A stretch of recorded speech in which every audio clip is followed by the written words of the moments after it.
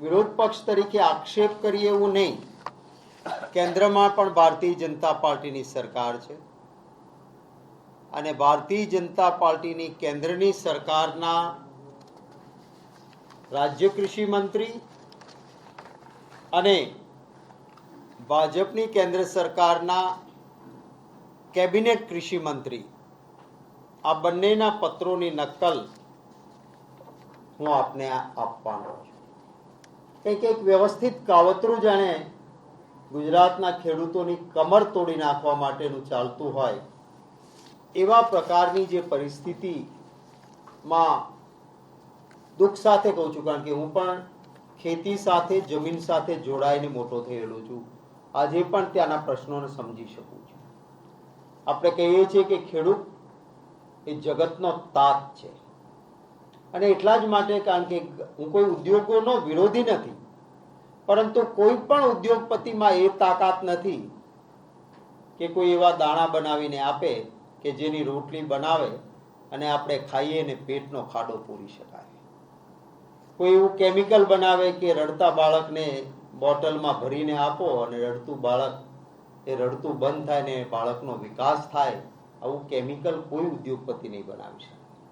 માત્ર ખેડૂત અને માલધારી એ જ પેટનો ખાડો પૂરી શકાય, માણસની ભૂખ ભાંગી શકે એ રાત દિવસ પસીનો પાડીને એ ખેડૂત જ કરી શકતો હોય છે.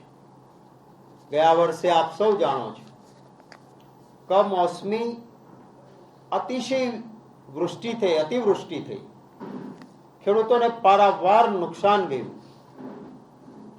આપણા રાજ્યની જેમ દેશના અન્ય રાજ્યોમાં પણ આવો કમોસમી વરસાદ થયો હતો.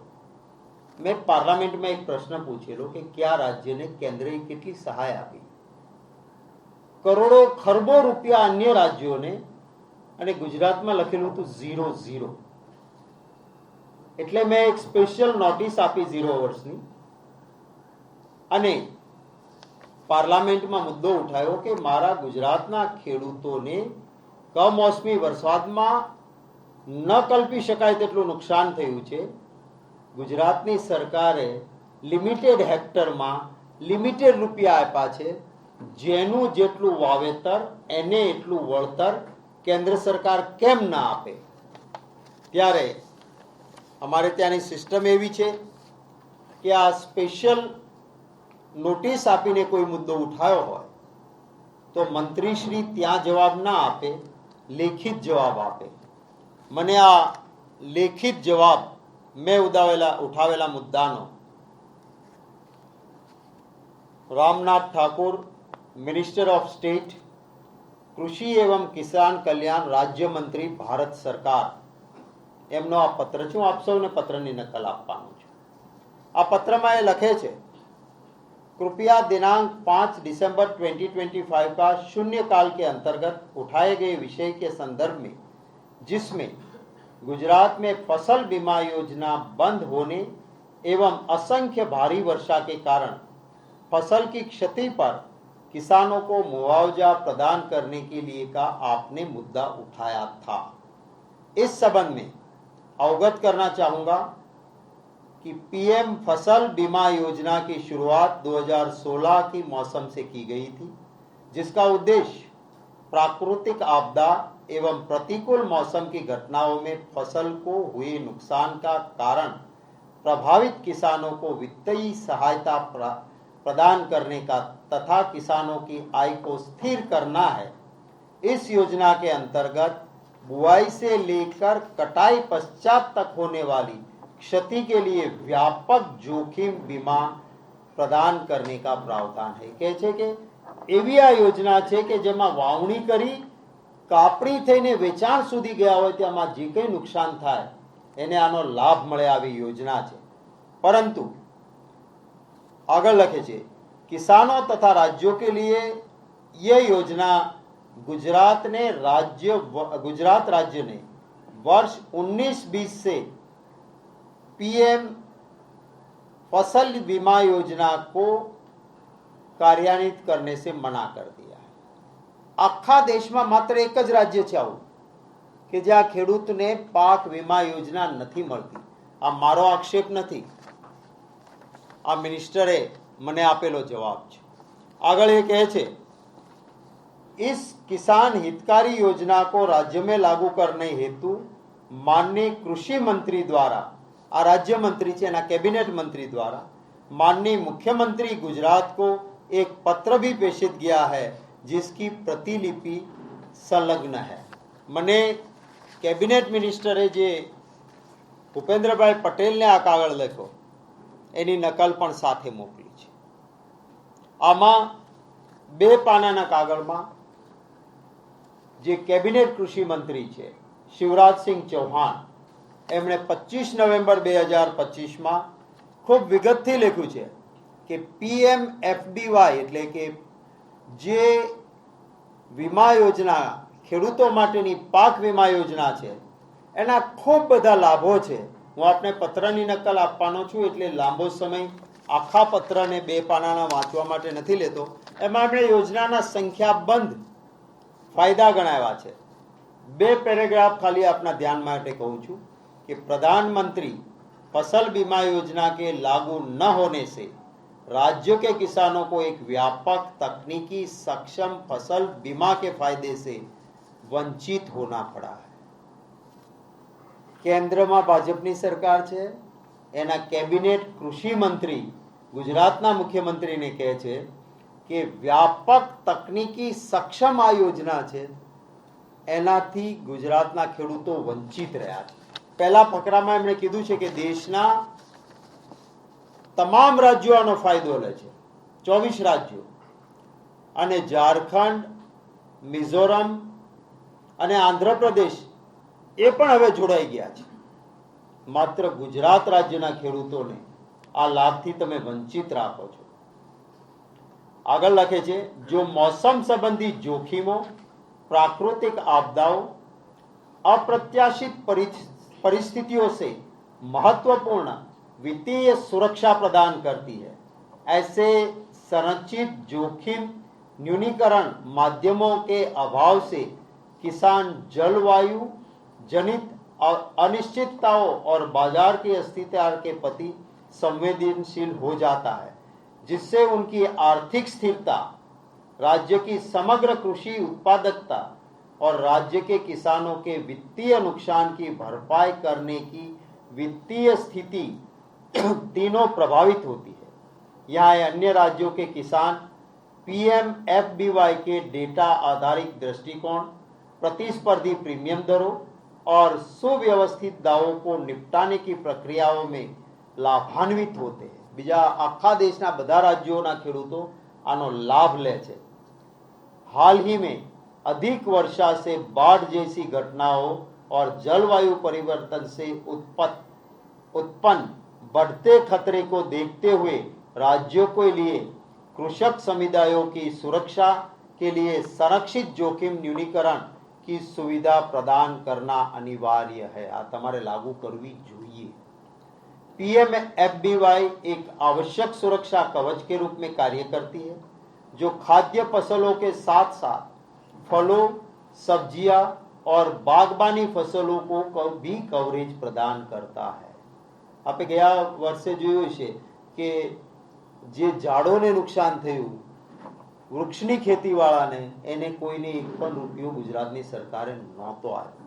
આ કહે છે કે તમને ફળ, ફૂલ, વૃક્ષની ખેતી આ બધામાં પણ આ વીમા યોજનાથી આખો દેશ લાભ લે છે। અને આખિરમાં એ કહે છે कि मैं अनुरोध करता हूं कि आप इसको जल्द से जल्द लागू करो। आ पत्र एमणे 25 नवेम्बर 2025 ना शिवराज सिंह चौहाणे भूपेन्द्रभाई पटेल ने लख्यो छे અને આગળ કહ્યું છે કે તમને વારંવાર આની વિનંતી કરી છે પણ તમારા તરફથી કોઈ જવાબ ગુજરાત સરકાર તરફથી સકારાત્મક મળતો નથી। મારો સવાલ ગુજરાતના ખેડૂતોના હિતમાં કે જો આ વીમા યોજના લાગુ હોત તો ગયા વર્ષે ગુજરાતના ખેડૂતોને અરબો ખરબોનું નુકસાન થયું, જેનું જેટલું નુકસાન એને એટલું વળતર મળી શક્યું હોત। અહીંયા આ યોજના નહીં હોવાના કારણે આખા દેશમાં લાભ મળ્યો. ગુજરાતના ખેડૂતોને શું કીધું? 2 હેક્ટરમાં મર્યાદિત રકમ, અને એમાં આપણે નથી ઘણી વખત માલ લેતા હોય લખ્યું હોય TNC અપ્લાય, નાના અક્ષરે લખ્યું હોય ટર્મ્સ એન્ડ કન્ડિશન.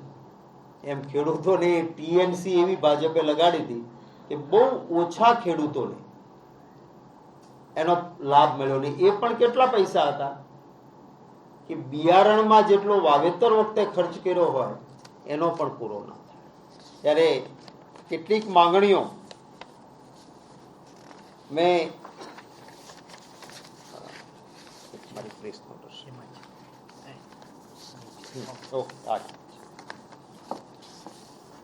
કોંગ્રેસ પક્ષ તરીકે અમે જે માંગણીઓ કરીએ છીએ એમાંની પહેલી માંગણી છે કે ગુજરાત સરકારે ખેડૂતોને કેન્દ્રની વિનંતી છતાં શા માટે પાક વીમા યોજનાથી વંચિત રાખ્યા, આનો જવાબ આપે.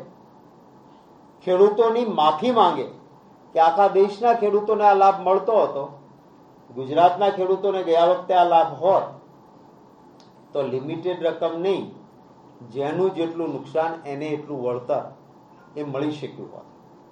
અને આ કેન્દ્રીય મંત્રીના કહેવા પ્રમાણે ગુજરાત સરકારના પાપે ગુજરાતના જ ખેડૂતો લાભથી વંચિત રહ્યા છે. તો હવે ગુજરાત સરકાર ગયા વર્ષે જેનું જેટલું નુકસાન થયું હતું પેલી મર્યાદિત રકમ નહીં, પૂરેપૂરું વળતર આપે. બીજી અમારી માંગણી છે કે હવે જ્યારે વરસાદ ખેંચાયો છે, આપણું ચોમાસું ગુજરાતનું 15 જૂનથી શરૂ થાય. આપણે આજે 30 જૂન છે અને 30 જૂન સુધી ક્યાંય વરસાદ યોગ્ય થયો નથી. સૌરાષ્ટ્રમાં જેની પાસે થોડું ઘણું પાણી હોય એ ટિપિકલ એના માટે વર્ડ છે ઓરવીને વાવણી કરે, એટલે કે કૂવામાંથી કે બોરમાંથી પાણી ફેરવી અને એ પાણીથી વાવણી કરી રાખે કે વરસાદ આવશે ત્યારે એનો પાક વહેલો ઊભો થઈ જાય. આવી વાવણી કરનારા લોકોનો પાક સંપૂર્ણ નિષ્ફળ જવાનો, કારણ કે ચોમાસું ખેંચાયું ને હવે કૂવા કે બોરમાં પાણી ખૂટવાના. એટલે જ્યાં વરસાદ ખેંચાયો છે આ વખતે, અને અલ નીનોની આપ જુઓ છે કે બધી જ છાપાઓમાં ફોરકાસ્ટ આવે છે કે અલ નીનોની અસરના કારણે ખેડૂતોને નુકસાન જવાની શક્યતા છે.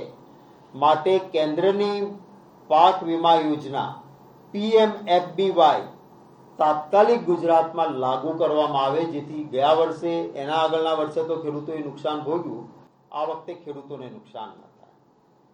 ત્રીજી માંગણી છે કે દેશના તમામ રાજ્યોએ આ યોજના નીચે ખેડૂતોને અઢળક લાભ આપ્યો છે, ત્યારે ગુજરાતના ખેડૂતો 2019-20થી શા માટે વંચિત રખાયા? ખુલાસો કરો. શું કામ? તમે આખો દેશ લાભ લે છે, કેન્દ્રમાં તમારી સરકાર છે, એ કહે છે કે આટલા આટલા ખેડૂતોને ફાયદો છે, તો ગુજરાતના ખેડૂતોને કેમ વંચિત રાખ્યા અને આના માટે જવાબદાર કોણ? એનો જવાબ આપે. કેન્દ્રીય કૃષિ મંત્રીશ્રીએ ગુજરાતના મુખ્યમંત્રીને 25/11/2025નો જે પત્ર લખ્યો છે, જેની નકલ હું આપને આપવાનો છું, તેમાં યોજનાના અનેક લાભ ખેડૂતો માટે દર્શાવ્યા છે. તેમ છતાં ગુજરાતે આ યોજના કેમ લાગુ ન કરી? શું કેન્દ્રીય મંત્રી કે કેન્દ્ર સરકાર આ જુઠ્ઠી છે કે આ લાભદાયી યોજના નથી? નક્કી કરો, કાં કહી દે કે કેન્દ્રની ભાજપની સરકારના કૃષિ મંત્રી કહે છે કે આ લાભદાયી યોજના છે, એ જુઠ્ઠા છે, એટલે અમે ગુજરાતમાં લાગુ નથી કરી. અને જો લાભદાયી ખોટા ન હોય તો તમે શું કામ લાગુ નથી કરી? એનો જવાબ સરકાર ખુલાસો કરે એવી મારી માંગણી છે.